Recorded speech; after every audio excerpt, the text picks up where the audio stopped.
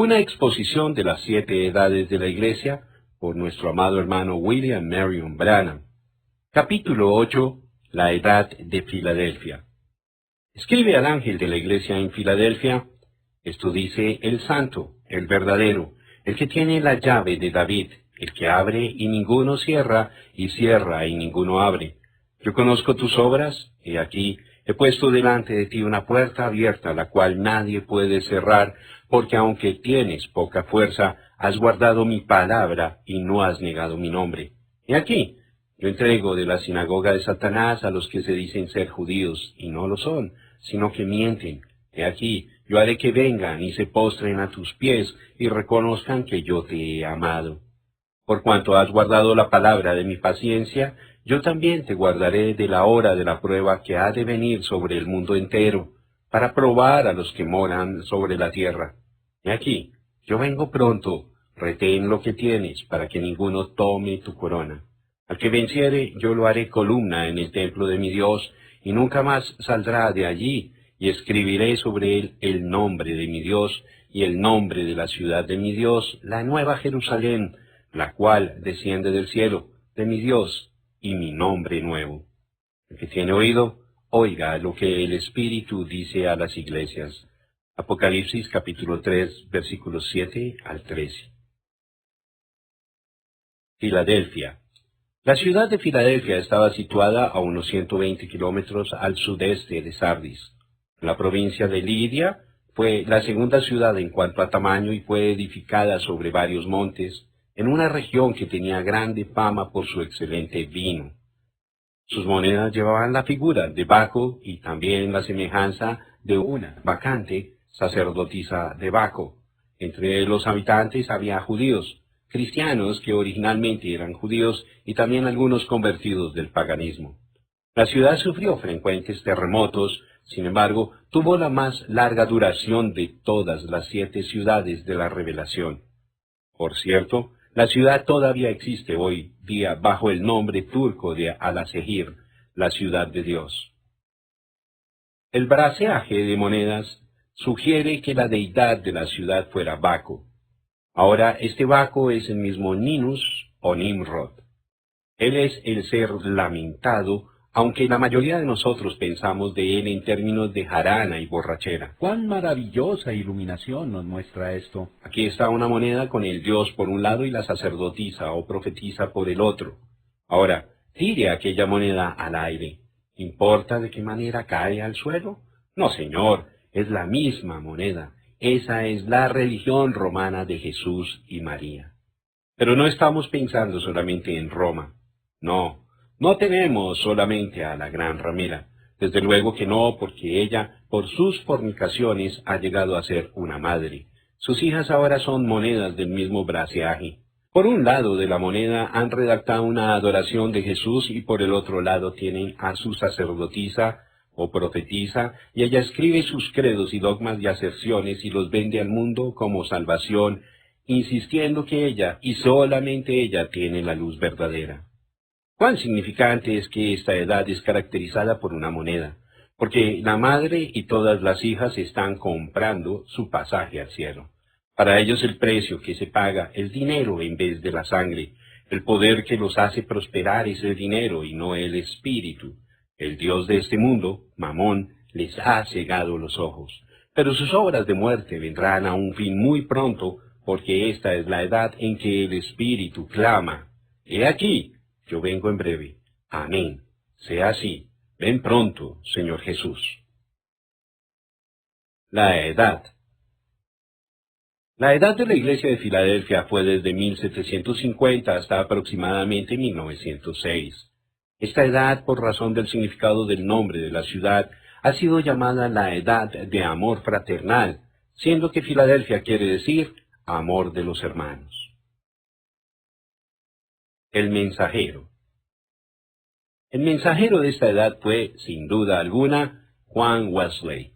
El hermano Wesley nació en la ciudad de Epworth, en Inglaterra, el día 17 de junio de 1703, y fue uno de 19 hijos de Samuel y Susana Wesley.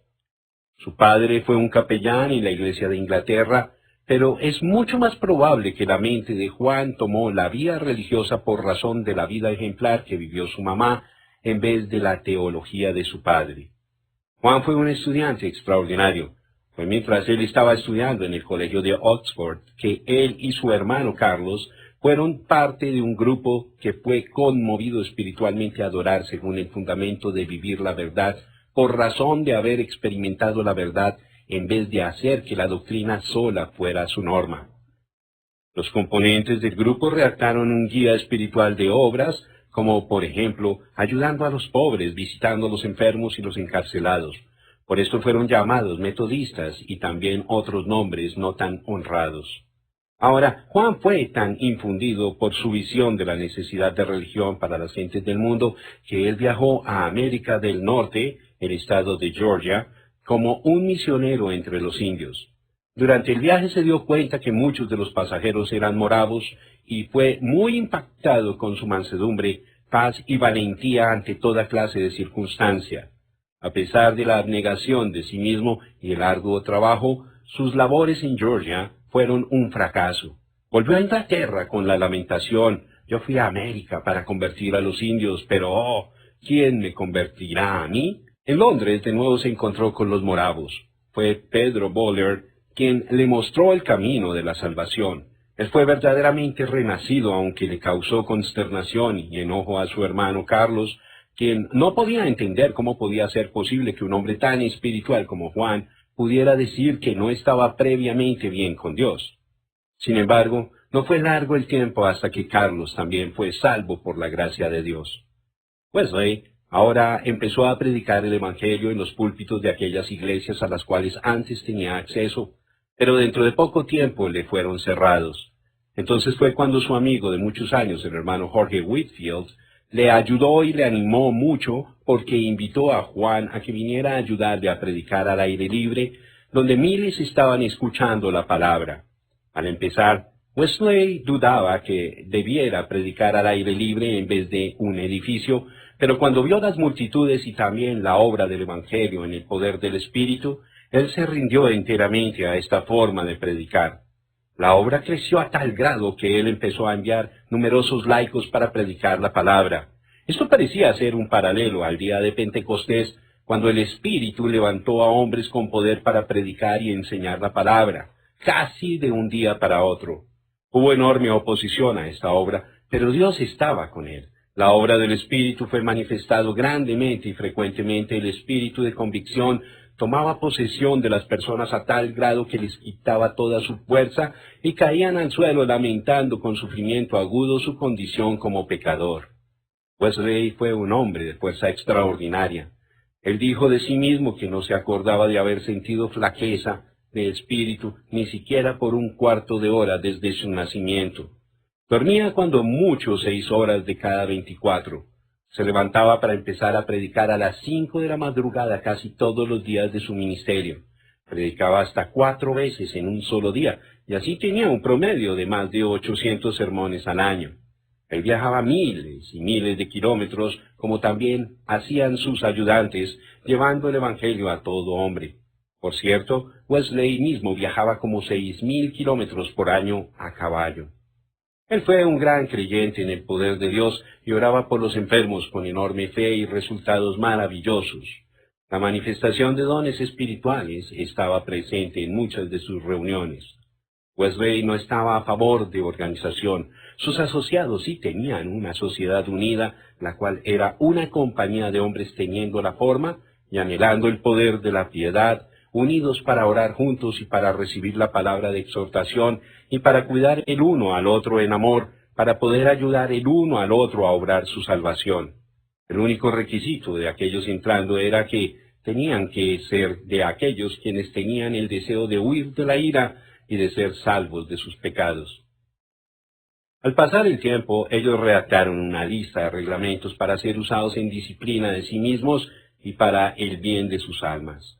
Wesley reconoció que después de su partida sería posible que el movimiento fuera a organizarse y que el Espíritu de Dios los dejaría y entonces sería solo una forma muerta.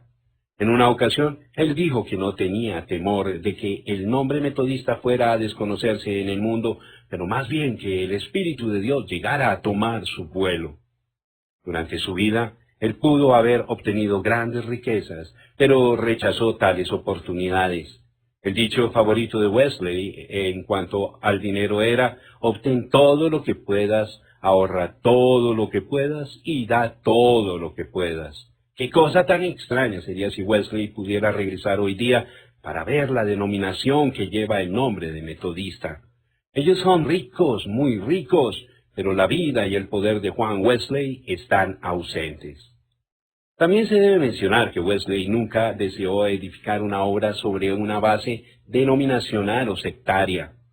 Aunque él fue armenio en sus creencias, no quería separarse de otros hermanos solamente por razón de doctrinas distintas. Él fue un hombre quien manifestaba perfectamente las enseñanzas de Santiago, basaba su vida eterna en fe y obras, o sea, el vivir la vida en vez de simplemente aceptar un credo o una declaración doctrinaria.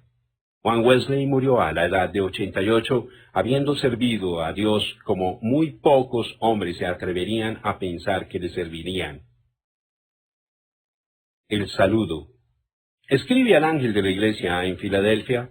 Esto dice el santo, el verdadero, el que tiene la llave de David, el que abre y ninguno cierra, y cierra y ninguno abre.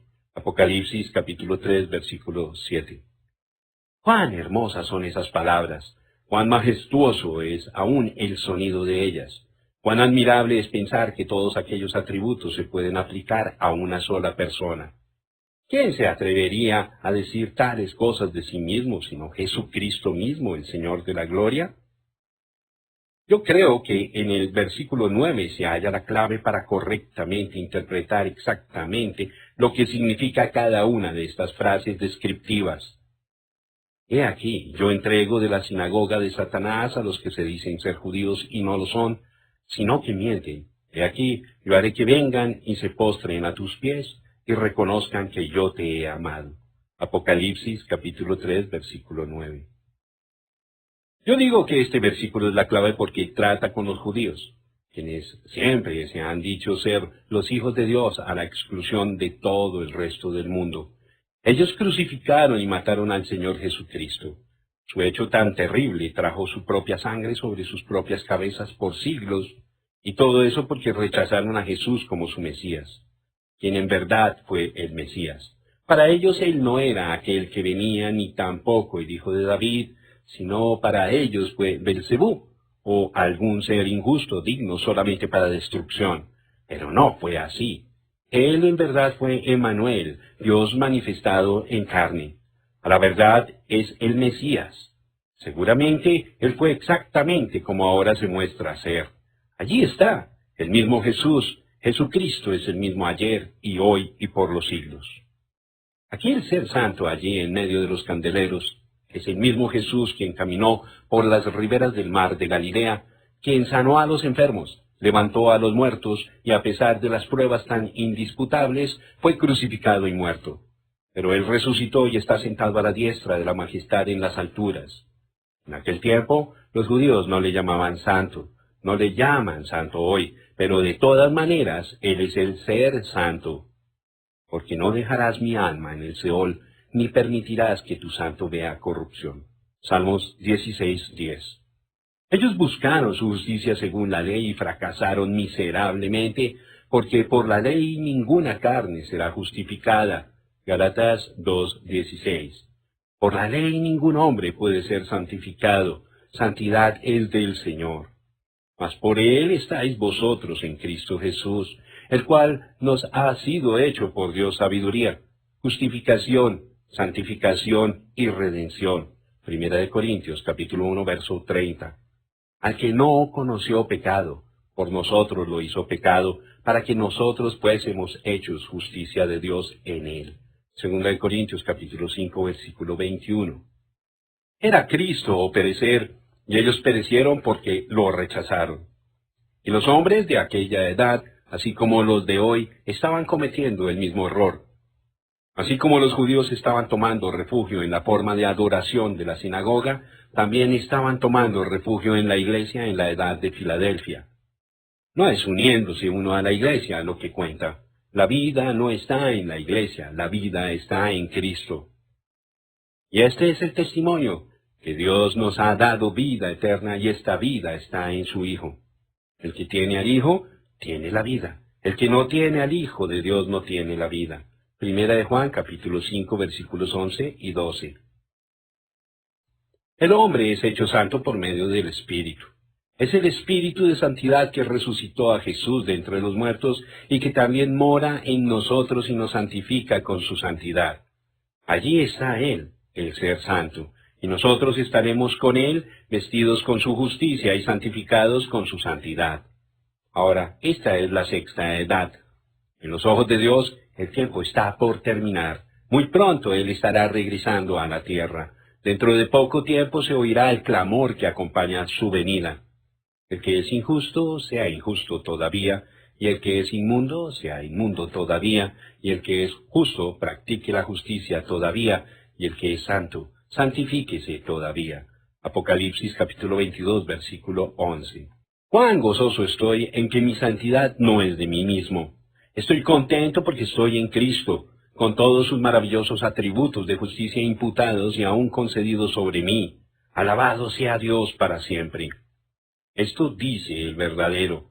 Esta palabra verdadero es una palabra muy maravillosa. No quiere decir verdadero solamente en el sentido de ser opuesto a lo falso, sino que expresa la realización perfecta de una idea en contraste a la realización parcial de dicha idea.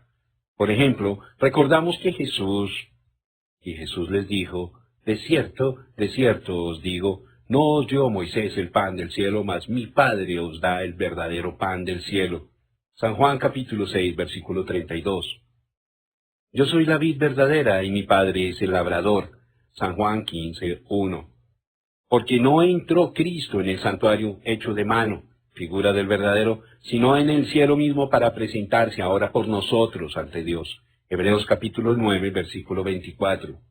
Sin embargo, os escribo un mandamiento nuevo que es verdadero en Él y en vosotros, porque las tinieblas van pasando y la luz verdadera ya alumbra. Primera de Juan, capítulo 2, versículo 8. Siendo que esta palabra en verdad expresa realización perfecta como estando opuesto a realización parcial, como está ilustrado en estos versículos, ahora podemos entender mucho más claro el antitipo en contraste al tipo y la sustancia en contraste a la sombra. Tomemos el ejemplo del maná que vino del cielo. Dios mandó pan angélico del cielo para Israel, pero aquel pan no satisfacía. Era suficiente solamente para un día. Todo aquel que lo había comido tenía hambre para el día siguiente. Si sobraba algo, se contaminaba. Pero Jesús es el pan verdadero del cielo, del cual el maná solamente era un tipo. Y cuando alguno come de aquel pan que vino del cielo, jamás volverá a tener hambre. No hay necesidad de comer de nuevo. En el mismo instante, cuando él participó del pan, entonces tenía vida eterna. Ciertamente aquí estaba la realidad. Ya no había necesidad de la sombra, ya no había necesidad de una salvación parcial. Aquí estaba el asunto entero. De igual manera, Jesús no es una parte de Dios, Él es Dios. Nadie puede negar que Israel tuvo luz. Fue la única gente que tuvo luz como una nación. Fue como cuando Egipto estaba tan oscuro que uno lo podía sentir, pero había luz en los hogares de los israelitas. Pero ahora ha llegado la luz verdadera. La luz del mundo es Jesús. Moisés y los profetas trajeron la luz por medio de la Escritura en relación al Mesías. Por eso fue que Israel tuvo luz. Pero ahora ha venido el cumplimiento de la luz, y lo que antes era solamente la palabra ardiendo, ahora ha brotado en la brillantez de Dios manifestado entre su pueblo. Así como la columna de fuego dio luz por la noche, y eso por cierto fue maravilloso, ahora luz y vida fueron manifestadas en la plenitud corporal de la deidad. En los días antiguos, Israel traía una vaca bermeja y la sacrificaban sobre el altar para el perdón de los pecados. Números 19:2. Los pecados del culpable fueron cubiertos por un año, pero aquel cubierto no podía quitar el deseo del pecado. No era una ofrenda perfecta, Fue solamente una sombra hasta que viniera el verdadero. Cada año el hombre sacrificaba y cada año volvía porque todavía tenía el mismo deseo de pecar. La vida del animal expiaba por sus pecados, pero siendo sangre de animal que había sido derramada y vida de animal que había sido dada, esta vida no podía volver a venir sobre el hombre. Y si hubiese vuelto, de todos modos no hubiera sido provechoso. Pero cuando fue presentado el sustituto perfecto, Cristo, y su sangre fue derramada, y entonces la vida que estaba en Cristo volvía sobre el pecador arrepentido, y la vida, siendo la vida perfecta de Cristo, sin pecado y justa, entonces el culpable podía salir libre porque ya no tenía el deseo de pecar. La vida de Jesús había vuelto sobre él. Eso quiere esta Escritura, porque la ley del Espíritu de vida en Cristo Jesús me ha librado de la ley del pecado y de la muerte. Romanos 8, versículo 2. Pero los judíos en los días de Jesús no quisieron aceptar aquel sacrificio. La sangre de los toros y de los machos cabríos no perfeccionó nada. Hebreos 10:4. En un tiempo fue el método ordenado por Dios. Pero ahora Cristo, habiendo venido en la carne, y por el derramamiento de su propia sangre ha aniquilado el pecado y medio del sacrificio de sí mismo, nos ha hecho perfectos. Los judíos no quisieron aceptar eso.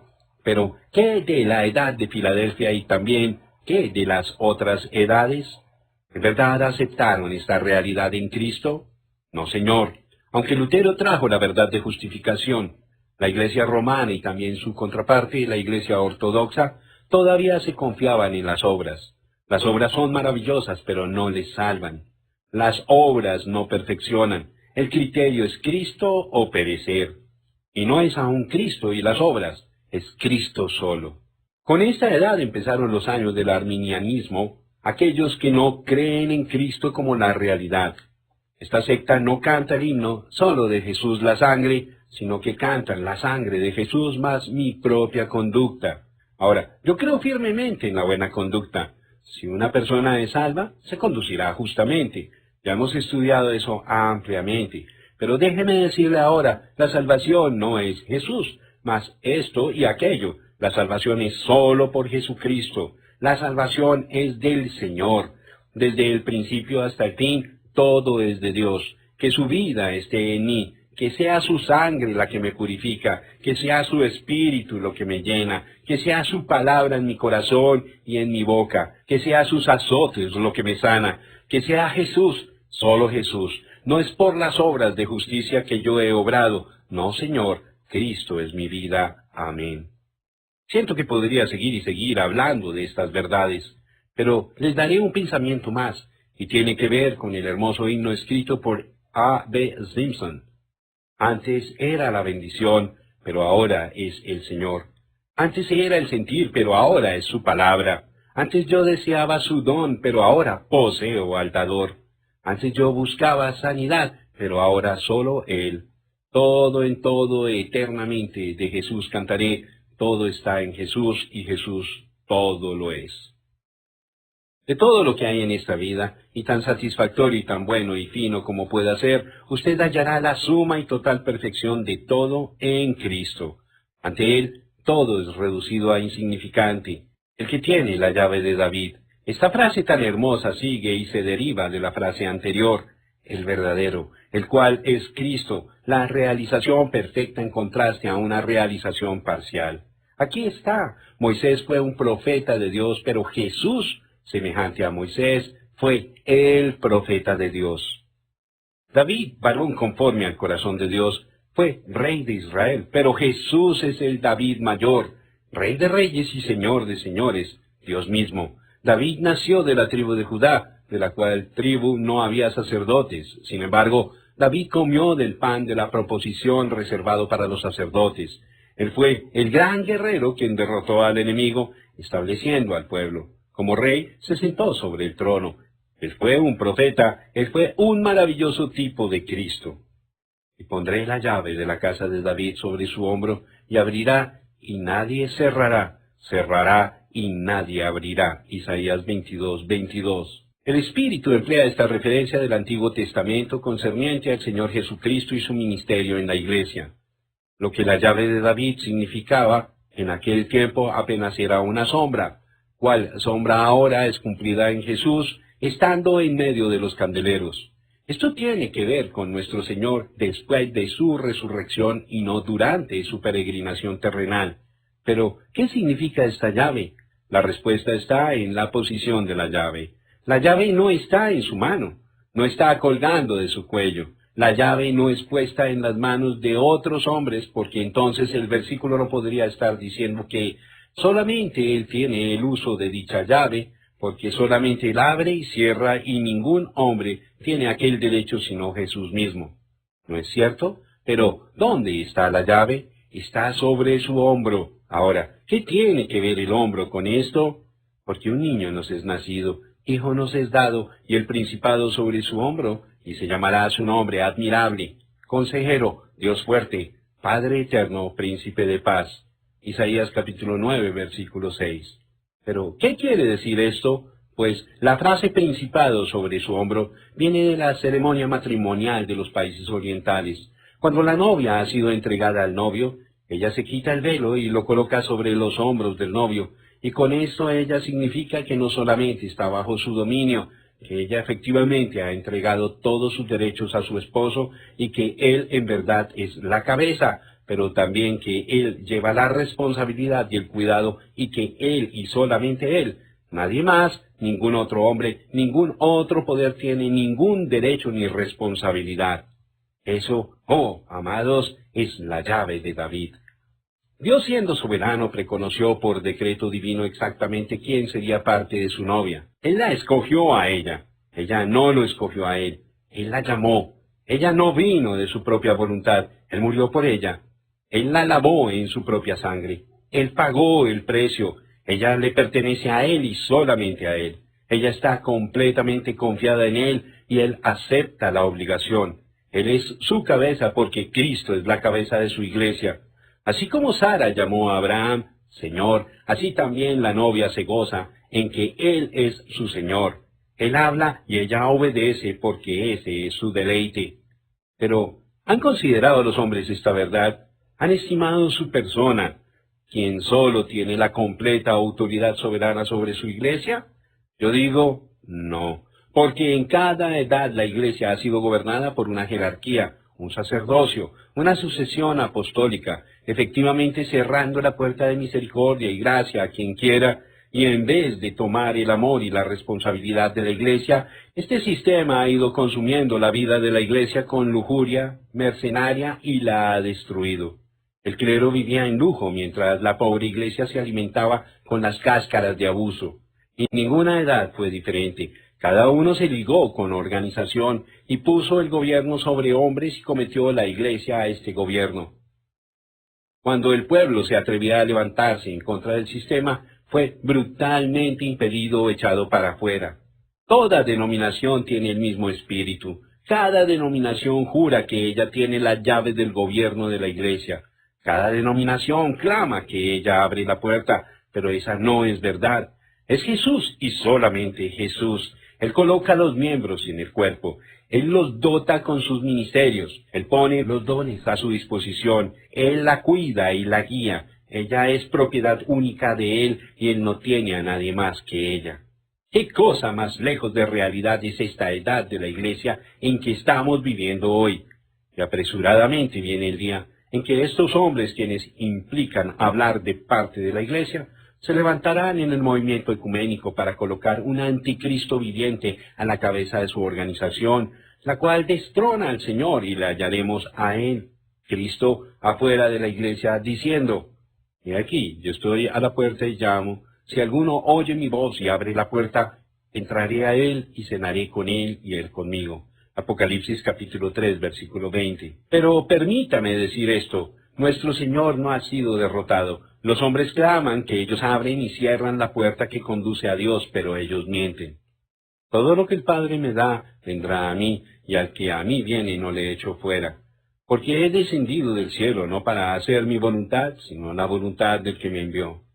Y esta es la voluntad del Padre, el que me envió, que de todo lo que me diere, no pierda yo nada, sino que lo resucite en el día postrero. San Juan capítulo 6, versículos 37 al 39. Y cuando entrare aquel último miembro elegido del cuerpo de Cristo, entonces aparecerá nuestro Señor. La llave de David. ¿No fue David el rey sobre todo Israel? ¿Y no es Jesús el hijo de David, según el hecho que él estará sentado sobre el trono de David durante el milenio y reinará y regirá sobre su herencia? Seguramente. Entonces la llave de David significa que es Jesús quien dará comienzo al milenio. Aquel que tiene las llaves de la muerte y del infierno levantará a los suyos para que puedan compartir de su reino de justicia sobre la tierra. ¡Cuán hermoso es que nuestro Señor tiene todas las respuestas! Ciertamente en Él son cumplidas todas las promesas de Dios. Precisamente por el hecho de que estamos en Él, somos herederos a todo lo que Él ha adquirido para nosotros. Sí, allí está el Señor de la gloria. Como el Padre, Él estaba rodeado por los ángeles, los arcángeles, los querubines, los serafines y todo el ejército del cielo, quienes clamaban: Santo, santo, santo es el Señor Dios de los ejércitos. Tal fue su santidad que ningún hombre podía acercarse a Él. Pero ahora lo vemos en la iglesia, compartiendo su santidad con nosotros, hasta que en Él hemos llegado a ser la misma justicia de Dios. Sí, allí está Jesús, el todo perfecto, el lirio de los valles, la estrella resplandeciente de la mañana, el más hermoso de 10,000, el alfa y la omega, la raíz y el linaje de David, Padre, Hijo y Espíritu Santo, el todo y en todo. Porque un niño nos es nacido, hijo nos es dado, y el principado sobre su hombro, y se llamará a su nombre Admirable, Consejero, Dios fuerte, Padre eterno, Príncipe de paz. Isaías capítulo 9, versículo 6. En él hallamos cumplimiento perfecto. Aunque en una ocasión no lo estimamos, ahora le amamos con gozo inefable y glorificado. Él está en medio de la iglesia y nosotros cantaremos sus alabanzas, porque Él, el conquistador fuerte, es la cabeza sobre la iglesia, la cual es su novia. Él pagó el precio por esa novia y ella es de Él. Ella pertenece a Él y solamente a Él, y Él tiene cuidado de ella. Él es nuestro Rey y nosotros somos su reino, su posesión eterna. Ahora, cuando empezamos a estudiar el versículo 7, yo dije que el versículo 9 nos ayudaría a entenderlo. Espero que usted se haya dado cuenta de lo que quería decir. Jesús se mostró como aquel quien es santo, verdadero, o sea, la única realidad, aquel con la llave de David, el que abre y cierra. Y eso es exactamente la verdad. Esas frases lo describen perfectamente, pero los judíos de su día lo rechazaron juntamente con todo lo que representaba. Rechazaron al Salvador y todo lo que él significaba para ellos. Y el cristiano nominal de este día ha hecho lo mismo. Han hecho exactamente igual como los judíos. Los judíos crucificaron al Señor y entonces empezaron a perseguir a los creyentes verdaderos. Los cristianos nominales han crucificado a Cristo de nuevo y están persiguiendo a la iglesia verdadera con el fin de destruirla. Pero Dios es verdadero, y aquel quien está sobre todo vendrá aún otra vez, y cuando vuelve, Él mostrará quién es el único potentado.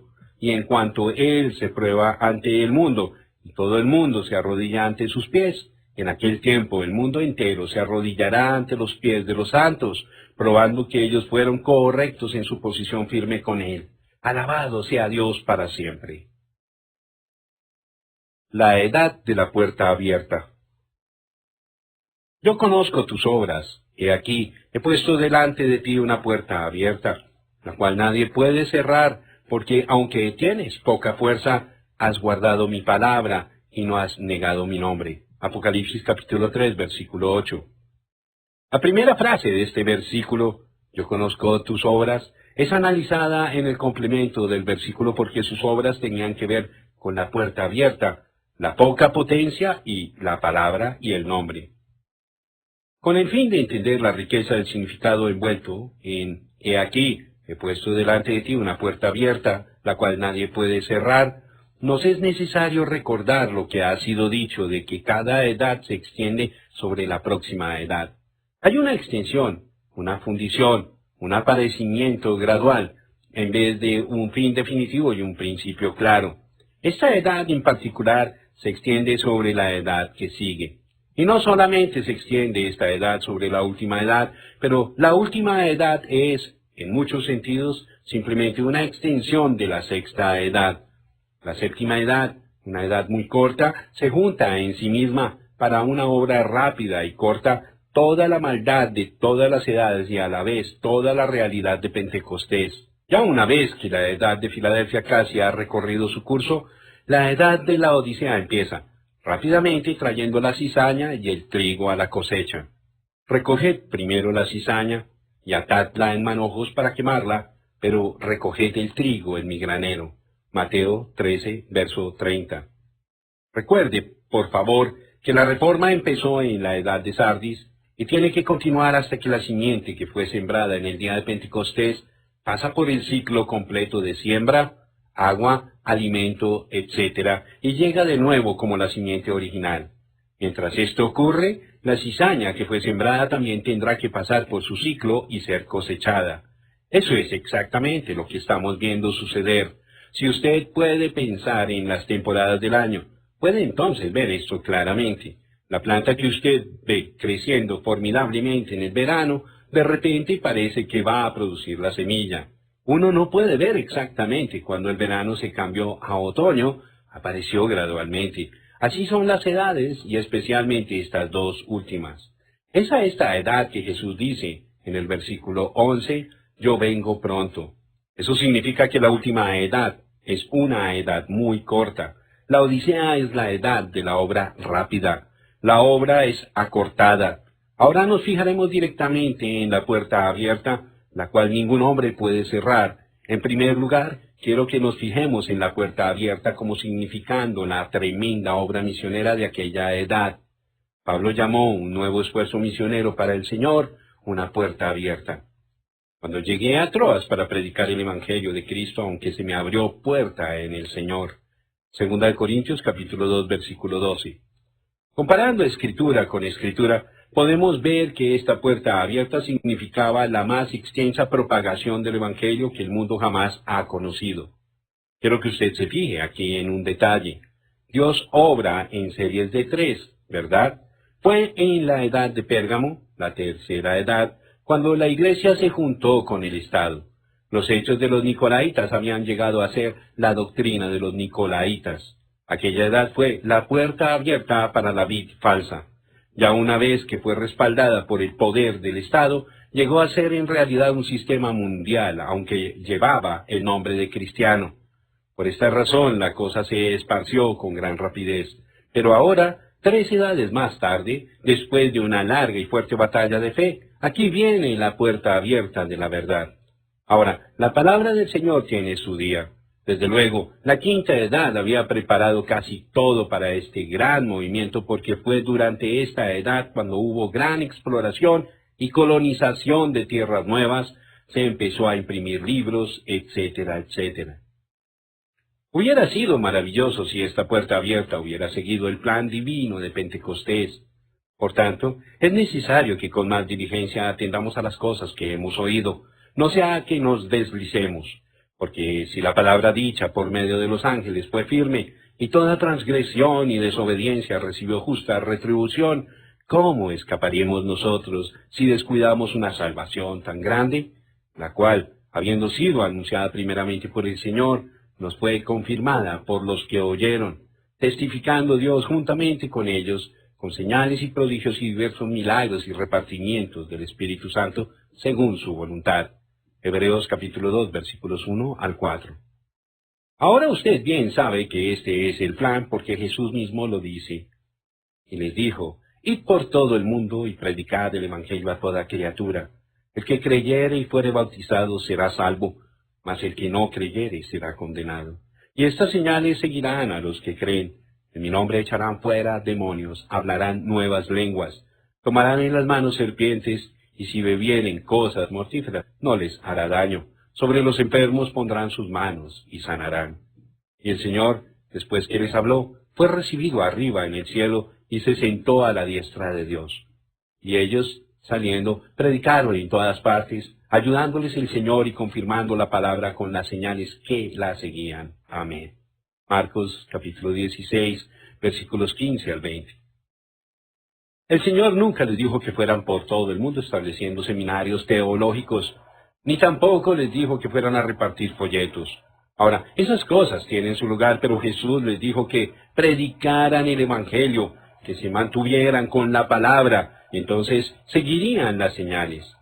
La primera introducción que tenemos de la manera en que el reino de Dios habría de ser predicado fue cuando el Señor envió a los 12.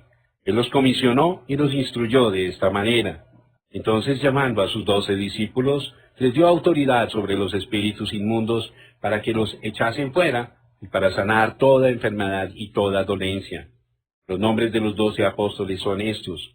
Primero, Simón, llamado Pedro, y Andrés, su hermano, Jacobo, hijo de Zebedeo, y Juan, su hermano, Felipe, Bartolomé, Tomás, Mateo el publicano, Jacobo, hijo de Alfeo, Lebeo, por sobrenombre Tadeo, Simón el cananita, y Judas Iscariote, el que también le entregó.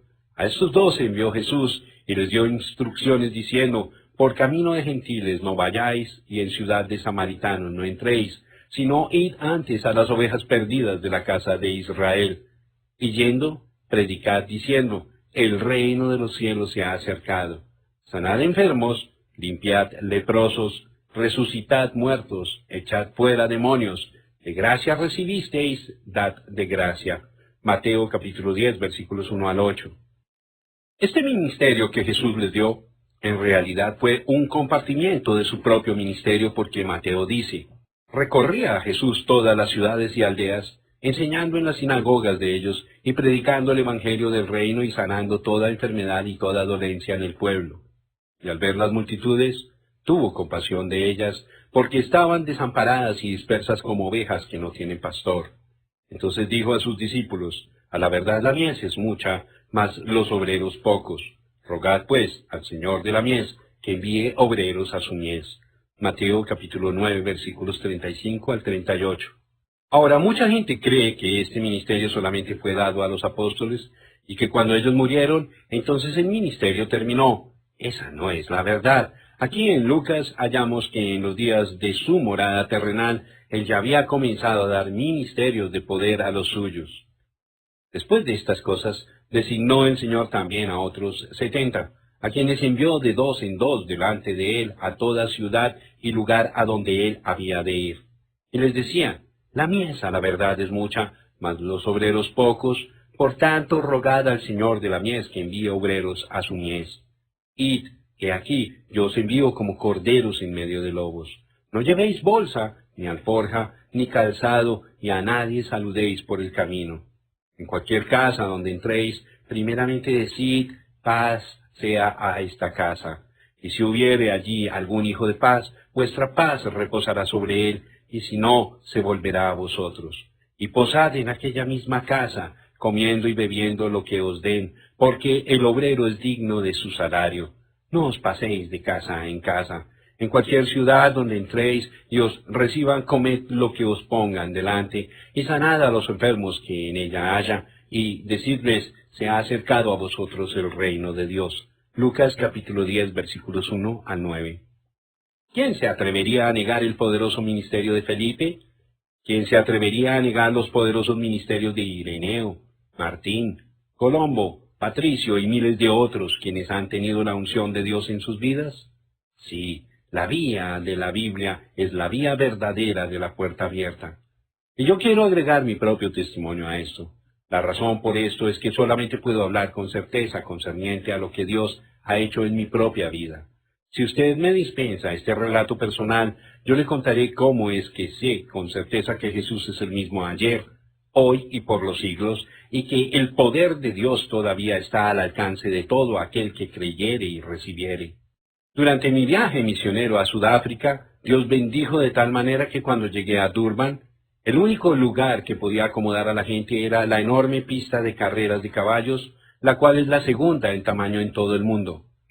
La multitud numeraba mucha, más de 100,000. Para preservar el orden y la ley, tuvieron que edificar cercas para separar a las diversas tribus. Hubo centenares de policías para mantener la paz entre la gente. Aquellas almas tan hambrientas habían venido desde muchos kilómetros. Una reina de Rodesia había venido con un tren de 27 carros llenos de su propia gente. Estas gentes habían venido a través de los llanos y los montes y valles, cargando sobre sus espaldas a algún ser querido que necesitaba ayuda. El país entero había sido sacudido por las poderosas obras que habían sido manifestadas por el Espíritu Santo. Un cierto día, cuando empecé a ministrar, vino a la plataforma uno de los miles de mahometanos que estaban presentes. Mientras esta dama estaba allí enfrente de mí, un misionero quien obraba con esta gente empezó a orar. «Oh, salva a esta alma, salva a esta alma». Él había obrado entre los mahometanos por muchísimos años, y según su propio testimonio, solamente había visto a un solo mahometano recibir al Señor Jesucristo como su Salvador.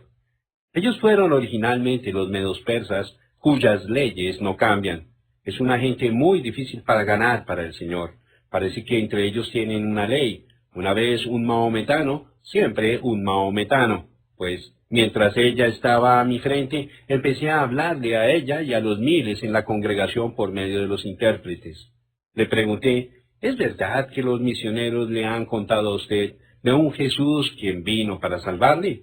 Usted hubiera visto cómo la gente se miraba el uno al otro cuando dije eso. Cuando ella hubo contestado que eso era la verdad, entonces continué. ¿Pero le leyeron a usted los misioneros de este libro?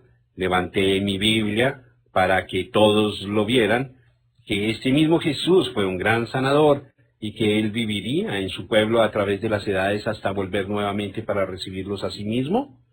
Le dijeron que por razón del mismo Espíritu, morando en ellos que estaba en Jesús, que por esto ellos podían hacer las mismas obras aun como hizo Jesús. Le dijeron que usted puede ser sanada así como puede ser salva.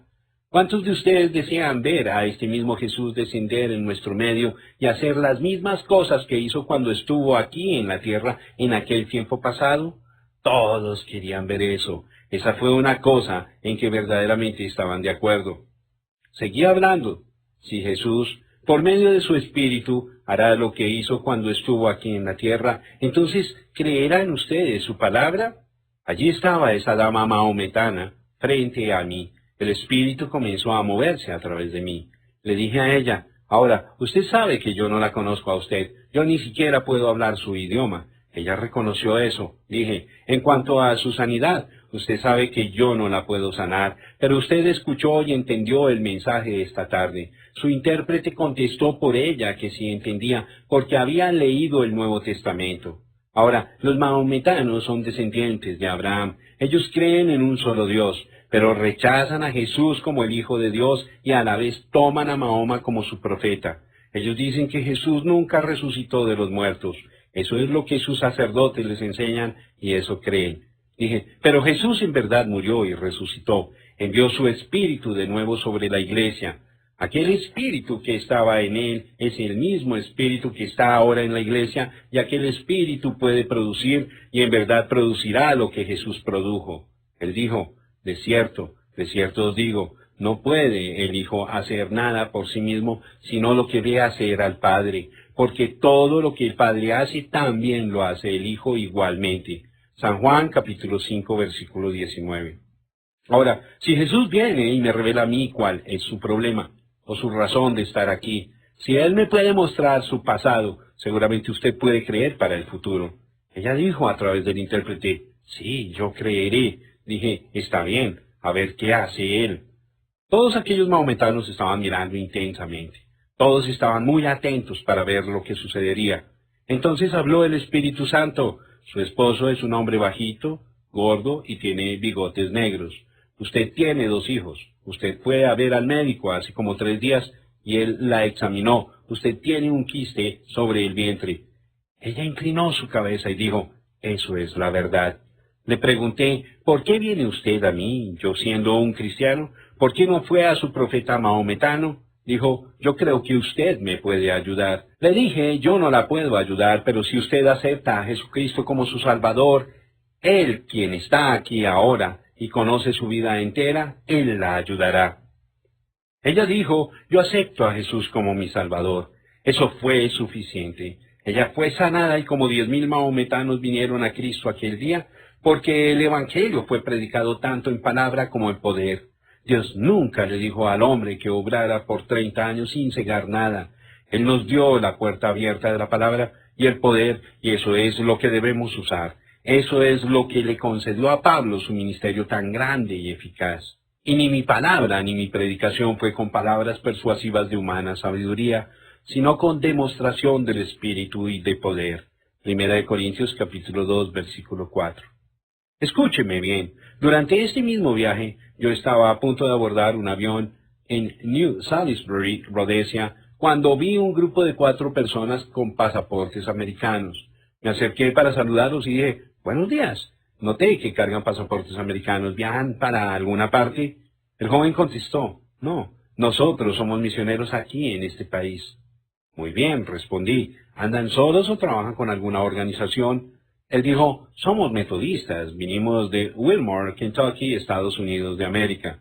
Respondí, pues eso es muy cerca de donde vengo yo. ¿Por casualidad usted no sería el hermano Branham, quien viene de por allá? Dije, sí, yo soy. Con eso se cayó y no le podía hacer que dijeran más nada. Y él y las 3 señoritas se quedaron mirando el uno al otro. Entonces dije, espérense un momentito. Quiero decirles algo acerca de unos fundamentos, siendo que todos somos cristianos y estamos aquí con una gran responsabilidad. Ahora, ustedes 4 me han dicho que han estado aquí 2 años completos. ¿Pueden decir en el nombre de Jesús que hay una sola alma que saben que han ganado al Señor? No podían hacerlo. Ahora, señoritas, no quiero dañarles el ánimo, dije, pero todas ustedes debieran estar en sus casas ayudando a sus madres a lavar los platos. Ustedes no tienen ningún negocio en el campo misionero sin estar llenas del Espíritu Santo y predicando el Evangelio verdadero en la demostración y el poder del Espíritu Santo. Si no están viendo los resultados que Jesús dijo que verían, entonces no están predicando el Evangelio verdadero. Déjenme seguir un paso más adelante para mostrarle cómo pueden ser las cosas en el campo misionero. Yo no digo que el campo misionero es completamente así, pero temo que en gran parte es así. En este mismo viaje, el alcalde de Durban me estaba paseando alrededor de la ciudad, cuando vimos un nativo que tenía un distintivo alrededor de su cuello y cargaba un ídolo. Le pregunté a mi amigo acerca de ese distintivo y me dijo que cuando un nativo se identificaba como cristiano, le ponían ese distintivo. Eso me sorprendió mucho porque aquí estaba un hombre que se decía ser cristiano y cargaba un ídolo, y le pregunté a mi amigo por qué era esto así. Él dijo, yo puedo hablar su idioma, vamos a preguntarle. Entonces nos acercamos y el alcalde me sirvió de intérprete.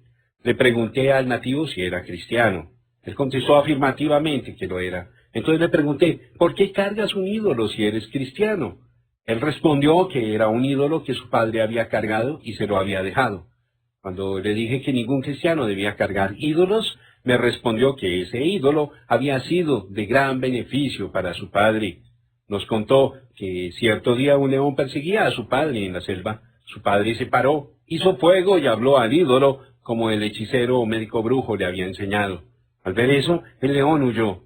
Yo le dije que el fuego fue lo que hizo huir al león, porque todo animal salvaje se espanta con el fuego. Nunca olvidaré su respuesta. Bien, es de esta manera. Sí, amo ya. El espíritu me falla. Este ídolo no fallará. La fuerza de las multitudes cristianas es semejante a esto, porque la palabra no les ha sido presentada a través de la puerta abierta original de Pentecostés. Ahora, volvamos a la puerta abierta misionera de la edad de Filadelfia. Esta edad no tuvo la puerta abierta de poder que debiera haber tenido. Note usted que en ese mismo versículo donde habla de la puerta abierta también dice, porque tienes poca fuerza. Eso es correcto. El poder del Espíritu estaba ausente en aquella edad. La palabra fue bien predicada y fue suficiente para dar el conocimiento de la salvación a las almas.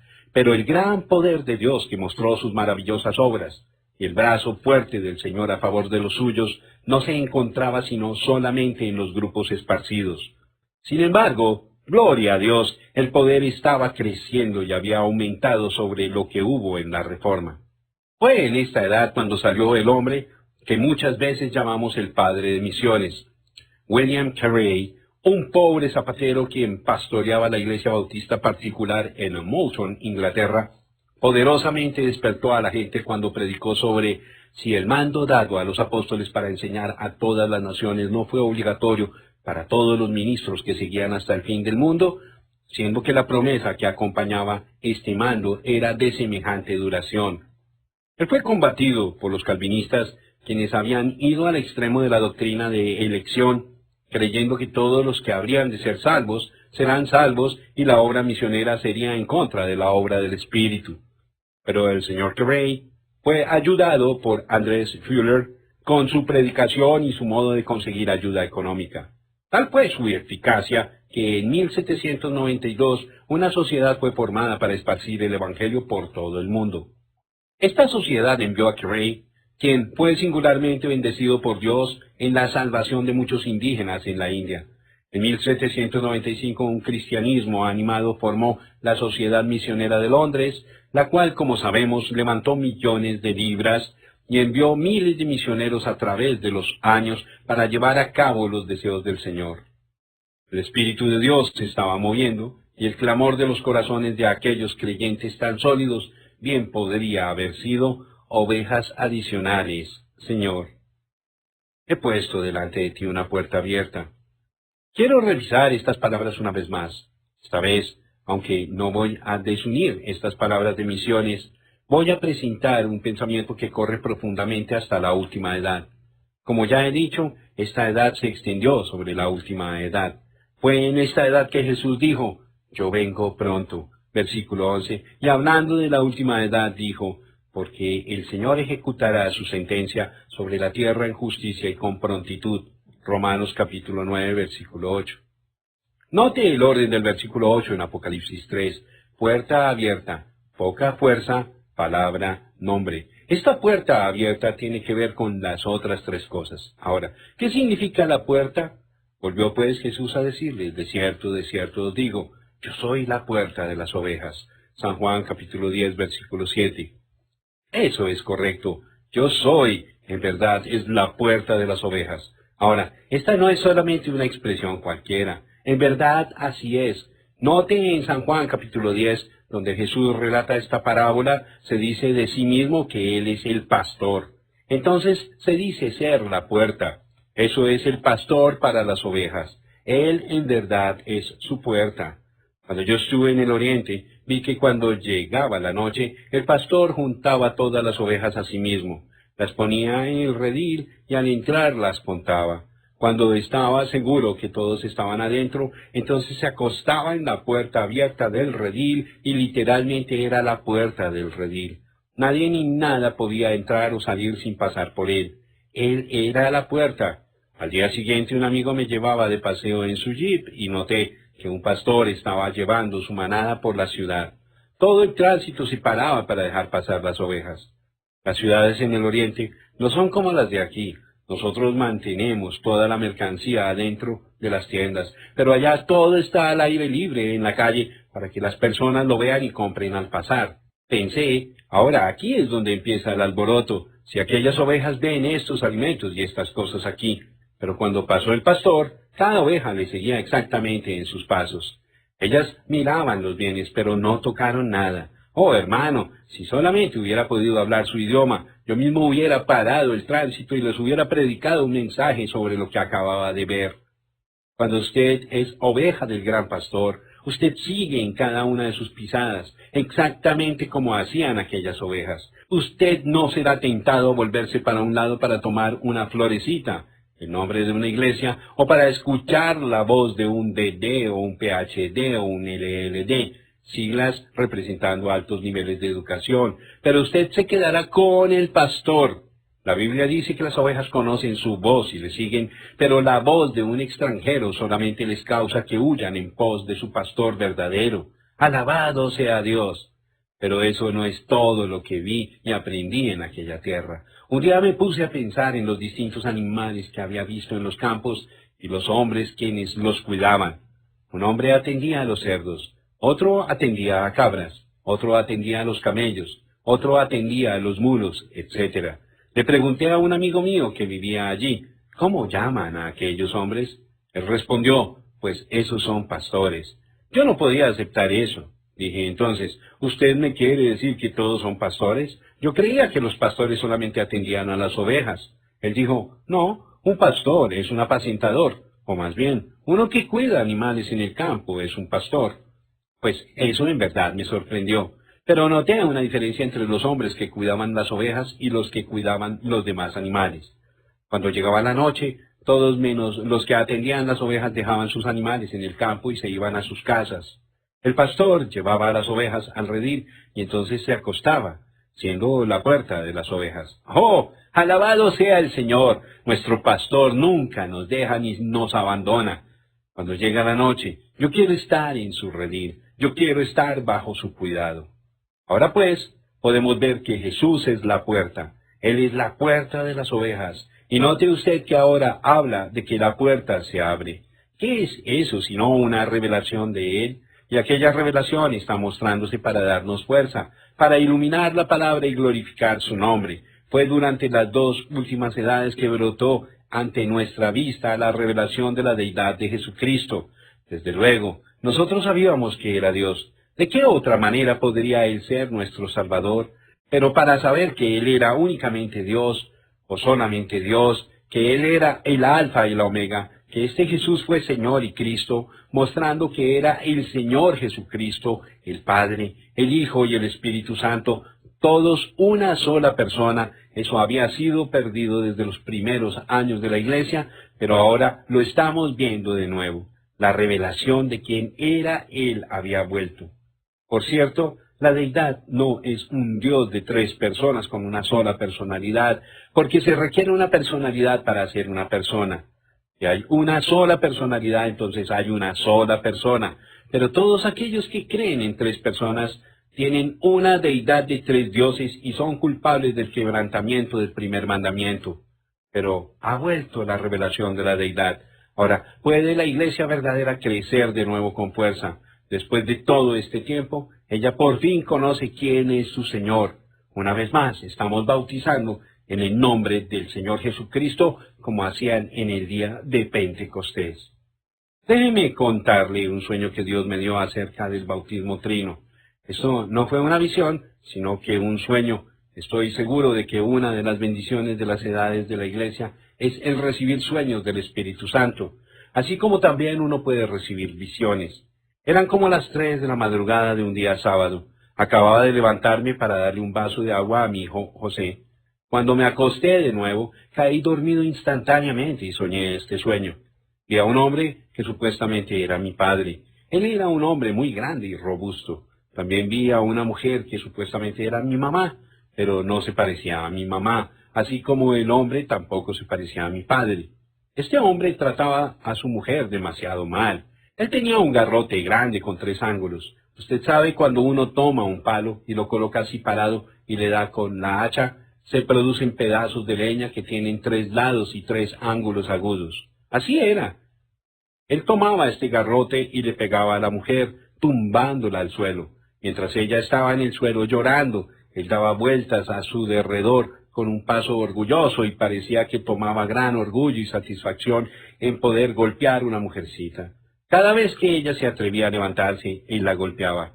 A mí no me gustaba lo que él estaba haciendo, pero cuando consideré poner fin a la cosa pensé, yo no puedo ganarle, él es demasiado grande, además supuestamente es mi padre, pero por dentro yo sabía que él no era mi padre, y también sabía que ningún hombre tenía el derecho de tratar así a una mujer.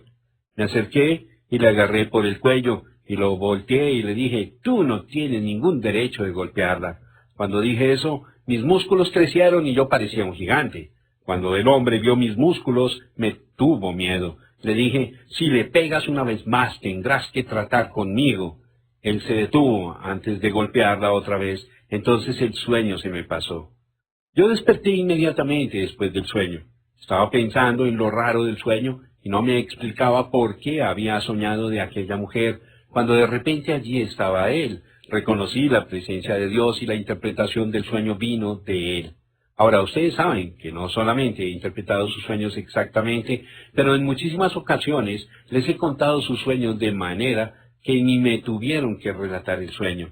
La mujer representa a la iglesia del mundo hoy día. Yo nací en esta corrupción en la cual ella se encuentra. Supuestamente ella era alguna clase de madre, que es la madre de las rameras. Su esposo es las denominaciones que la gobiernan. El pedazo de leña con los 3 ángulos agudos es el bautismo falso de la Trinidad. Cada vez que ella trataba de levantarse, mostrando que las congregaciones comenzaron a aceptar la verdad, él la tumbaba de nuevo con aquella doctrina falsa. Él era tan grande que al principio yo le tenía miedo, pero cuando por fin me enfrenté con él, descubrí que tenía músculos grandes y poderosos. Esos fueron músculos de fe. El resultado del sueño era que, siendo que Dios está conmigo y me puede dar tal fuerza, entonces yo me pondré al lado de ella en contra del poder denominacional del mundo y haré que él no la golpee más. Ahora, yo no estoy tratando de edificar una doctrina sobre un sueño, ni tampoco estoy tratando de vindicar alguna doctrina que creo que es verdad con un sueño. La singularidad de la deidad se encuentra desde Génesis 1:1 hasta Apocalipsis 22:21. Pero el pueblo ha sido cegado por el dogma de una Trinidad, no contenida en la Biblia, ya que el dogma es tan universalmente aceptado que para tratar de ver a Dios como una sola persona es casi imposible. Si la gente no puede ver la verdad de la deidad, pero en vez la combate, nunca podrá ver lo demás de la verdad, porque la revelación es Jesucristo en su iglesia y sus obras en la iglesia durante las 7 edades. ¿Lo entiende bien? Ahora estoy seguro que lo entiende. Tiene poca fuerza. Has guardado mi palabra y no has negado mi nombre. Ya hemos mencionado que la fuerza estaba volviendo. En verdad estaba volviendo. El poder de la Inquisición había disminuido. Las gentes habían dejado sus países nativos y estaban demandando la libertad de adoración. El yugo de la jerarquía estaba siendo quebrado. Los gobiernos estaban descubriendo que era mejor no tomar parte en guerras religiosas. Por cierto, gente con buenas intenciones, pero con dirección no tan buena, estaba dispuesto a guerrear para defender sus derechos religiosos. Puede ser que la demostración más grande de la fuerza religiosa de esta edad fue en el hecho de que, aunque Francia cayó en revolución, el gran avivamiento de Wesley detuvo la revolución de la Gran Bretaña y la salvó para ser un instrumento en la mano de Dios por muchos años gloriosos. La predicación de la palabra nunca fue más tremenda. Mientras Satanás levantaba sus multitudes de pensadores libres, y mientras se levantaron los inventores del comunismo, y mientras los teólogos liberales difundieron su material tan sucio, Dios levantó poderosos guerreros de fe, y las obras más grandes de literatura cristiana, predicación y enseñanza salieron de esta edad. Sus predicadores y sus maestros nunca han sido y nunca serán comparados. Los hombres Spurgeon, Parker, McLaren, Edwards, Bunyan, Mueller, Reinhardt, Barnes, Bishop, todos vinieron de esta edad. Ellos predicaron, enseñaron y escribieron la palabra, glorificaron su nombre. El juicio del judío falso. Y aquí, yo entrego de la sinagoga de Satanás a los que se dicen ser judíos y no lo son, sino que mienten. Y aquí, yo haré que vengan y se postren a tus pies y reconozcan que yo te he amado. Apocalipsis capítulo 3, versículo 9. Inmediatamente sabemos que este problema del judío falso o creyente falso ya estaba en existencia en la segunda edad. Estos que se decían falsamente ser judíos aparecieron inmediatamente después de la primera edad, cual edad vio el primer derramamiento del Espíritu y ahora aparecen de nuevo en la segunda edad después de la Reforma. Esto no sucedió accidentalmente, es más bien un fundamento de Satanás. Este fundamento es organizar y demandar originalidad y en eso tener derecho a ciertos derechos y privilegios. Deje mostrarle. Allá en la edad de Esmirna, aquellas personas mintieron y dijeron que eran judíos o creyentes, cuando en verdad no eran. Ellos eran de la sinagoga de Satanás, eran de la congregación organizada de Satanás, porque fue en esa edad donde vimos el comienzo de hombres en el ministerio tomando dirección. Y eso sin razón, sobre sus hermanos colaboradores, obispos puestos en ciertos distritos sobre los ancianos y etc. La siguiente cosa que vimos fue un lugar definido llamado la silla de Satanás, en la tercera edad. Esa edad produjo el matrimonio del Estado con la Iglesia. Con el poder del Estado respaldándola, la Iglesia era físicamente invencible. Pero Dios quebró aquella fuerza a pesar del poder del Estado, y la Reforma trajo gran iluminación. Pero, ¿qué sucedió? Los luteranos se organizaron y se unieron con el Estado, y vemos de nuevo la manifestación de la sinagoga de Satanás en esta sexta edad. Pero desde luego, este grupo de la sinagoga no dirían que son de Satanás. No, señor, ellos dicen que son de Dios, pero mienten, porque el que es un verdadero judío, eso es lo que decían que eran, es un judío por dentro, en el espíritu. Entonces, si son judíos falsos, significa que son como dice Judas en el versículo 19, que no tienen al espíritu. Los hijos de Dios son nacidos del espíritu. Estos no tienen el espíritu y por esa razón no son los hijos de Dios, y no importa cuán ansiosamente protestan y hasta qué grado alegan para probar que son muertos. Son hijos de organización y los frutos verdaderos no los acompañan. Están edificados sobre sus mismos credos, dogmas y doctrinas, y la verdad no está en ellos porque han tomado por mayores riquezas sus propios consejos sobre la palabra de Dios. Déjeme mostrarle ahora lo que he tratado de enseñar acerca de las dos vides que vienen de dos espíritus distintos. Tomemos ahora el ejemplo de Jesús y Judas. Jesús era el Hijo de Dios y Judas era el hijo de perdición. Dios entró en Jesús, Satanás entró en Judas. Jesús tuvo un ministerio completo del Espíritu Santo porque, como Dios ungió con el Espíritu Santo y con poder a Jesús de Nazaret, y cómo éste anduvo haciendo bienes y sanando a todos los oprimidos por el diablo, porque Dios estaba con él. Hechos capítulo 10, versículo 38. Y era Judas contado con nosotros y tenía parte en este ministerio. Hechos capítulo 1, versículo 17. Entonces, llamando a sus 12 discípulos, les dio autoridad sobre los espíritus inmundos, para que los echasen fuera, y para sanar toda enfermedad y toda dolencia. Mateo capítulo 10, versículo 1. Aquel espíritu que estuvo en Judas siguió el ministerio de Jesús. Entonces ambos llegaron a la cruz. Jesús fue colgado sobre la cruz, generosamente entregando su vida para los pecadores y encomendó su espíritu a Dios. Su espíritu fue a Dios y luego fue derramado sobre la iglesia en el día de Pentecostés. Pero Judas se colgó y su espíritu regresó a Satanás. Pero después de Pentecostés, aquel mismo espíritu que estaba sobre Judas vino sobre la vid falsa que crece juntamente con la vid verdadera. Pero fíjese en que el espíritu de Judas nunca llegó a Pentecostés, nunca fue a recibir el Espíritu Santo. No podía, pero ¿qué fue lo que seguía a aquel espíritu de Judas? Seguía la bolsa de oro. ¡Cómo amaba el dinero! Todavía ama el dinero. Si este espíritu sale en el nombre de Jesús, obrando muchas cosas poderosas y teniendo enormes campañas, todavía habla más de dinero, edificios, educación y todo lo que tiene un concepto material.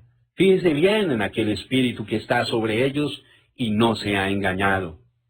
Judas salió como uno de los 12 y también obró maravillas, pero él no tenía el Espíritu de Dios como algo propio. Sí tuvo un ministerio, pero nunca llegó a Pentecostés porque no era simiente verdadera, no era un verdadero hijo de Dios. No, señor, y así es ahora mismo en la sinagoga de Satanás. No sea usted engañado, usted no será engañado si es uno de los escogidos. Jesús mismo dijo que usted no sería engañado. Sí, esta gente dice que es cristiana, pero no es. He aquí, yo haré que vengan y se postren a tus pies y reconozcan que yo te he amado. ¿O no sabes que los santos han de juzgar al mundo? Primera de Corintios 6:2. No solamente habrá 12 apóstoles sobre 12 tronos juzgando las 12 tribus de Israel, pero los santos también juzgarán al mundo. Entonces es cuando todos estos que dicen que son de Dios y dicen que Dios los ama, hallarán exactamente quiénes son los hijos de Dios y quiénes son los amados del Hijo. Sí, aquel día se acerca cuando estas cosas serán hechas manifiestas. Estas personas que ahora están gobernando el mundo por medida, y quienes en la última edad edificarán una imagen a la bestia, por la cual en realidad regirán el mundo, algún día serán humillados cuando Jesús viene con sus santos para juzgar al mundo en justicia. Eso es exactamente lo que vimos en Mateo 25, cuando todos los que no salieron en la primera resurrección se presentarán ante el juez y su novia. El elogio y la promesa. Por cuanto has guardado la palabra de mi paciencia, yo también te guardaré de la hora de la prueba que ha de venir sobre el mundo entero, para probar a los que moran sobre la tierra. Apocalipsis capítulo 3, versículo 10. ¿Qué quiere decir con la palabra de mi paciencia? Porque cuando Dios hizo la promesa a Abraham, no pudiendo jurar por otro mayor, juró por sí mismo, diciendo, de cierto te bendeciré con abundancia y te multiplicaré grandemente. Y habiendo esperado con paciencia, alcanzó la promesa. Hebreos capítulo 6, versículos 13 al 15. El Espíritu está hablando acerca de la palabra de Dios que nos es dada. Para esperar el cumplimiento de aquella palabra se requería paciencia, así como en el caso de Abraham. Él perseveró como viendo a aquel quien es invisible. Él fue paciente y luego por fin la palabra fue cumplida. Esa es la manera en que Dios enseña paciencia a su pueblo. Si Dios cumpliera su palabra en manifestaciones físicas en el mismo instante en que usted oraba, usted nunca aprendería paciencia, sino que llegaría a estar impaciente con la vida. Deje mostrarle esta verdad con más claridad. Por la fe Abraham, cuando fue probado, ofreció a Isaac, y el que había recibido las promesas, la palabra de Dios, ofrecía a su unigénito. Hebreos 11, 17. Allí está. Abraham fue probado después de que había recibido la palabra de promesa. Por la mayor parte, nosotros pensamos que en cuanto oramos en el nombre de Jesús sobre las buenas promesas de Dios, que entonces no puede haber pruebas. Pero aquí dice que Abraham fue probado después de que recibió la promesa. Eso es exactamente correcto según el salmista refiriéndose a José. Hasta la hora que se cumplió su palabra, el dicho de Jehová le probó. Salmo 105, verso 19. Dios nos da promesas tremendas y preciosas. Él ha prometido cumplirlas y lo hará. Pero desde el tiempo que oramos hasta el tiempo que recibimos la respuesta, debemos aprender a tener paciencia en nuestras almas, porque solamente en paciencia poseemos vida. Oh, que Dios nos ayude a aprender esta lección, aun como sabemos que la gente de esta sexta edad aprendió paciencia. Leemos la historia de las vidas de estos cristianos tan ilustres. Qué gran contraste vemos entre sus vidas y las nuestras, porque ellos fueron tan pacientes y tranquilos, y hoy día por poco nos llevan a impaciencia y el apuro. Él continúa diciendo, porque has tomado mi palabra y la has vivido, y como resultado eres paciente. Yo también te guardaré de la hora de la prueba que ha de venir sobre el mundo entero, para probar a los que moran sobre la tierra. Aquí vemos nuevamente la traslapación de las dos edades, porque esta promesa tiene que ver con el fin de la época gentil, la cual culmina en la gran tribulación. Te guardaré de la hora de la prueba que ha de venir sobre el mundo entero, para probar a los que moran sobre la tierra. Este versículo no declara que la iglesia verdadera entrará y pasará por la tribulación. Si ese fuera el significado, entonces diría eso. Pero dice más bien, te guardaré de la hora de la prueba. Esta prueba es exactamente como la tentación en Edén. Será una proposición muy seductiva, puesta en oposición directa a la palabra mandada por Dios, y sin embargo, del punto de vista del razonamiento humano, será tan correcto, tan iluminante y tan vivificante que engañará al mundo. Solamente los escogidos no serán engañados. La prueba vendrá de la siguiente manera. El movimiento ecuménico que ha comenzado sobre lo que parece ser un fundamento tan hermoso y bendito, dando cumplimiento a la oración de Cristo que todos seamos uno, llega a ser tan poderoso políticamente que presiona al gobierno para causar que todos se unan con él, movimiento ecuménico, si no directamente, entonces a través de adherencia a fundamentos establecidos como ley, para que así ninguna gente sea reconocida como una iglesia, sino bajo el dominio directo o indirecto de este concilio.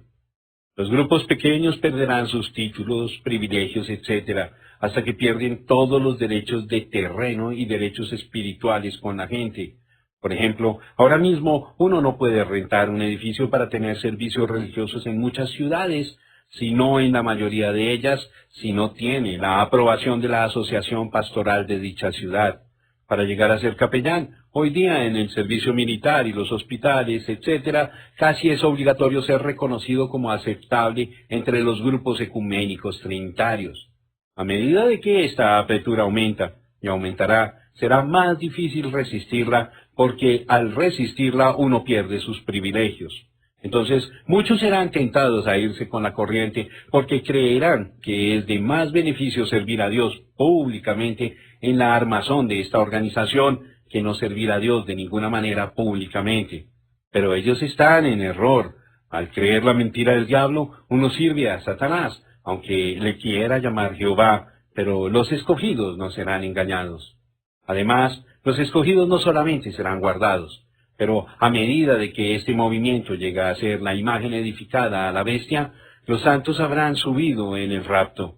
Y este pequeño movimiento tan atractivo y encantador que empezó en compañerismo en Éfeso, llegará a ser el monstruo de Satanás que corrompe y engaña al mundo entero, porque el sistema eclesiástico, la unión de la Iglesia Católica Romana y la Iglesia Protestante, controlará completamente las riquezas del sistema mundial y forzará a todos los habitantes de la tierra en su trampa religiosa, o los matará por medio de negarles el privilegio de vender y comprar, por lo cual ganarían su vivienda.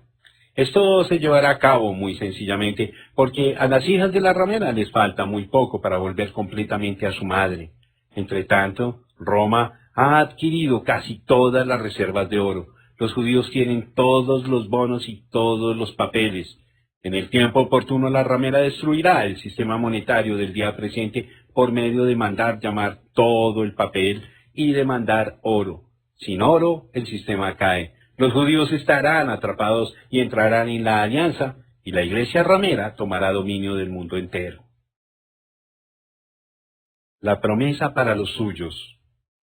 He aquí yo vengo pronto, retén lo que tienes para que ninguno tome tu corona. Al que venciere, yo lo haré columna en el templo de mi Dios y nunca más saldrá de allí, y escribiré sobre él el nombre de mi Dios y el nombre de la ciudad de mi Dios, la nueva Jerusalén, la cual desciende del cielo, de mi Dios y mi nombre nuevo. Apocalipsis capítulo 3, versículos 11 y 12. No es necesario comentar sobre el pensamiento de que Él viene pronto. Sabemos que Él viene pronto porque estamos viviendo en los últimos días, es verdad, pero Él sigue y dice, retén lo que tienes para que ninguno tome tu corona. Jesús vendrá en medio de un tiempo de gran desorden y confusión, y juntamente con su venida hay una resurrección. Muchos saldrán del polvo para ir con los vivos quienes esperan su regreso, y estos recibirán coronas. ¿Por qué? Porque son hijos de Dios, son reyes juntamente con Él, están reinando con Él. Eso significa la corona, reinando y gobernando con el gran Rey. Esa es la promesa para todos los que sufren con Él aquí en la tierra, todos aquellos que perseveraron pacientemente, sabiendo que Dios, el juez justo, los recompensaría. Todo aquel que renunció todo en favor de Él y cometió todo a Él, ellos se sentarán en su trono y compartirán de su glorioso reino. Oh, aquí tenemos una palabra necesaria para todos nosotros en este día. Retén, persevera, no te desanimes, vestidos con toda la armadura de Dios, usemos todas las armas que Él nos ha dado, usemos todos los dones que están a nuestro alcance y fijémonos al frente con gozo, porque vamos a ser coronados por aquel quien es Rey de reyes y Señor de señores. Ahora, Él no solamente está dando coronas, pero dice que estos en la novia serán hechos columnas en el templo de Dios. Pero, ¿qué es el templo de Dios? Jesús habla de su cuerpo siendo el templo. En verdad fue el templo de Dios, pero ahora que nosotros somos su cuerpo, la iglesia verdadera es el templo de Dios por medio del Espíritu Santo en nosotros. Ahora, Él va a colocar al vencedor como una columna en aquel templo. ¿Pero qué es una columna? Una columna en realidad es parte de la fundación porque sostiene al edificio.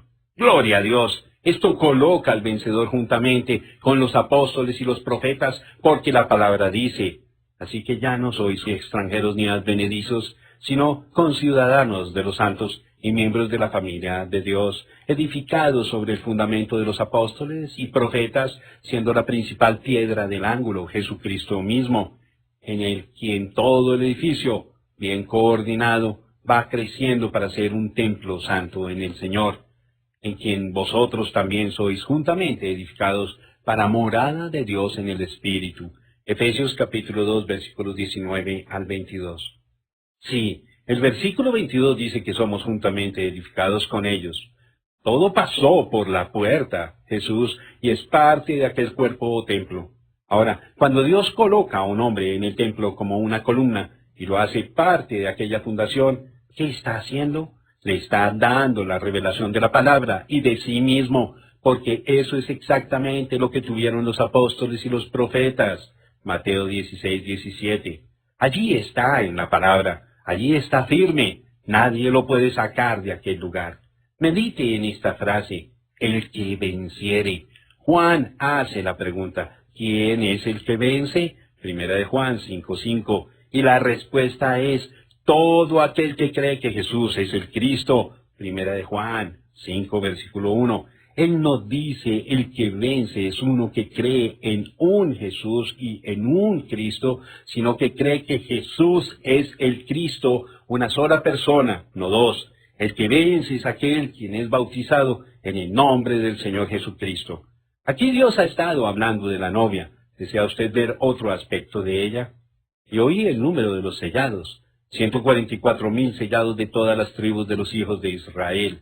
De la tribu de Judá, 12,000 sellados. De la tribu de Rubén, 12,000 sellados. De la tribu de Gad, 12,000 sellados. De la tribu de Aser, 12,000 sellados. De la tribu de Neftalí, 12,000 sellados. De la tribu de Manasés, 12,000 sellados.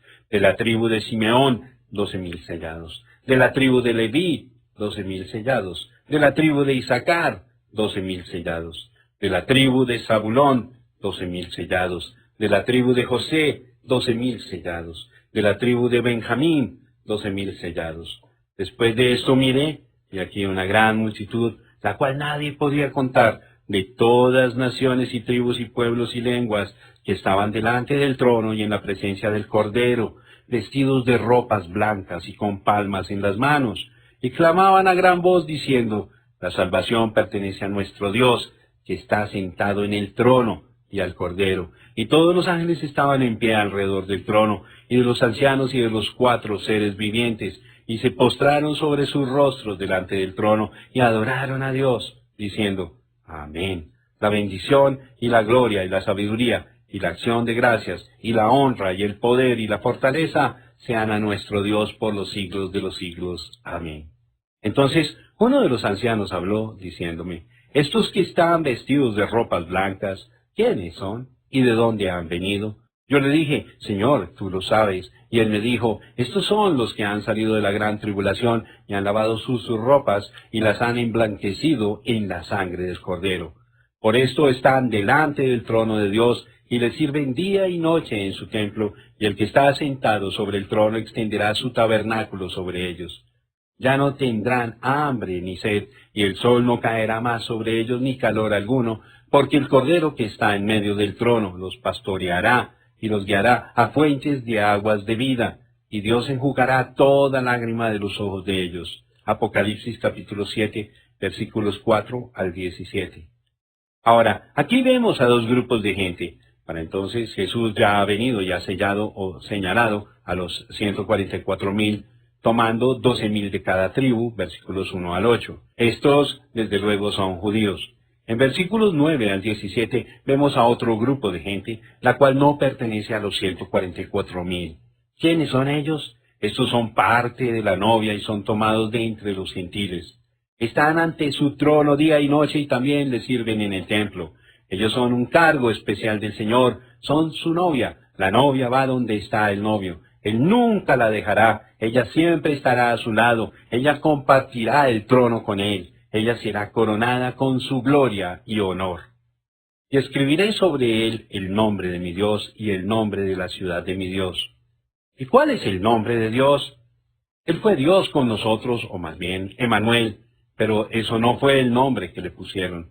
Y llamará su nombre Jesús. Lucas 1:31. Jesús dijo, yo he venido en nombre de mi Padre y no me recibís. Juan 5:43. Por lo tanto, el nombre de Dios es Jesús, porque en ese nombre vino Él. Él es Señor Jesucristo. ¿Y qué nombre toma una mujer cuando se casa con el hombre? Ella toma su nombre. Será su nombre que es dado a la novia cuando Él la toma a sí mismo. Vi un cielo nuevo y una tierra nueva, porque el primer cielo y la primera tierra pasaron, y el mar ya no existía más. Y yo, Juan, vi la santa ciudad, la nueva Jerusalén, descender del cielo, de Dios, dispuesta como una esposa ataviada para su marido. Y oí una gran voz del cielo que decía, Y aquí el tabernáculo de Dios con los hombres, y Él morará con ellos, y ellos serán su pueblo, y Dios mismo estará con ellos como su Dios. Enjugará a Dios toda lágrima de los ojos de ellos, y ya no habrá muerte, ni habrá más llanto, ni clamor, ni dolor, porque las primeras cosas pasaron. Apocalipsis capítulo 21, versículos 1 al 4. ¡Cuán maravilloso! Todas las maravillosas promesas de Dios son cumplidas. Todo será terminado. El cambio ya habrá ocurrido. El Cordero y su esposa para siempre estarán acomodados en todas las perfecciones de Dios. Es imposible que alguien lo pueda describir, pero sí podemos pensar y soñar acerca de ello, y podemos leer acerca de ello en la palabra.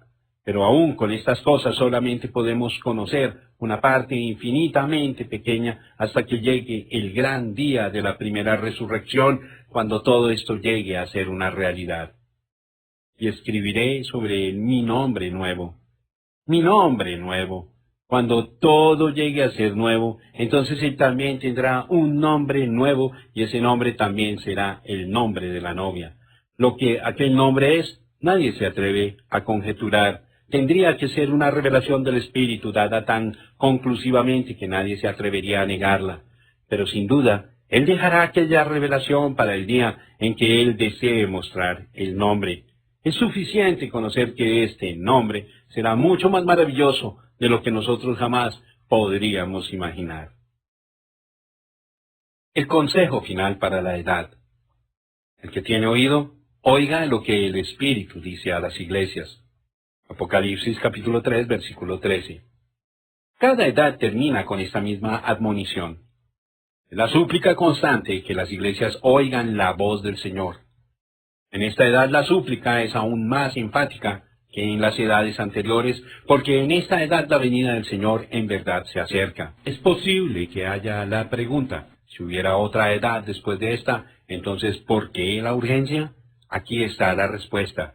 La última edad será una edad muy corta, una obra rápida de consumación, y además de esta verdad, uno siempre tiene que acordarse de que en los ojos de Dios el tiempo es tan transitorio.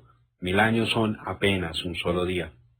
Y si Él está por venir dentro de unas cuantas horas, en su manera de ver el tiempo, entonces con razón nos tiene que precaver con toda urgencia, y su voz tiene que sonar continuamente en nuestros corazones para prepararnos para aquella venida. Oh, hay tantas voces en el mundo, tantos problemas y necesidades clamando y suplicando atención, pero nunca habrá una voz tan importante y tan digna de atención como la voz del Espíritu. Así que, el que tiene oído, oiga lo que el Espíritu dice a las iglesias.